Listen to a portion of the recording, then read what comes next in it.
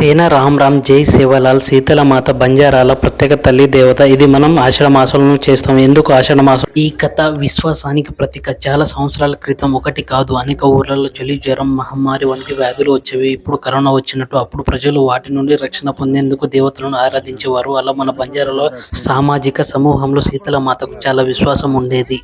అప్పట్లో ఎక్కువగా నాటు మందులు వాడేవారు, అది కూడా దొరకలేదు.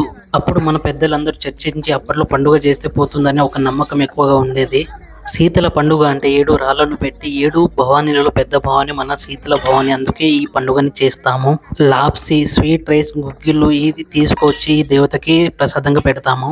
దేవత పక్కన కట్టెలు పెట్టి వాటి మధ్యలో నుండి మనం దాటితే మనకు వచ్చిన ఎలాంటి రోగాలైనా పోతాయి. నమ్మకం. విలేజ్ లో ఉన్న పశువులు, గొర్రెలు, కోళ్లు, పశు సంపద పెరగాలైన రోగాలు రాకూడదని మనం ఎక్కువగా అలా మొక్కుతాం. ఇంట్లో నుండి అన్ని సామాన్లతోటి, ఆట పాటలతోటి ఆనందంగా వచ్చి ఇక్కడ చేసుకుంటాము. విలేజ్ లో ఉన్న వాళ్ళందరూ ఒక ఫ్యామిలీ లాగా పొలం మధ్యలో అందరూ కలిసి డాన్సులు చేసుకుంటూ ఆటలు కోసి ఇలా కర్రీ చేసుకుని అందరూ కలిసి మెలిసి హ్యాపీగా తింటారు. చూడండి ఎంత బాగుంది. ఇప్పుడున్న జనరేషన్ లో బిజీ షెడ్యూల్ లో ఏదో ఒక వర్క్ అంటూ పరిగెడతాం కదా, అప్పుడప్పుడు ఇలా విలేజ్ ఫ్యామిలీ వాళ్ళతోటి బయటకు వచ్చి తింటే ఆనందమే వేరండి. మా దాంట్లో సులై అనేది చాలా ప్రత్యేకమైంది. అది బ్లడ్ వేసి చేస్తాం అన్నట్టు. ఒక్కసారి రొట్టెలతోటి అది ఒకసారి తింటే అసలు లైఫ్ లో ఎప్పుడు మర్చిపోరు. మా ఇంటికి ఎవరు వచ్చినా ఫస్ట్ రొట్టె అండ్ సులై కాంబినేషన్ లో తింటే ఆ టేస్ట్ వేరండి.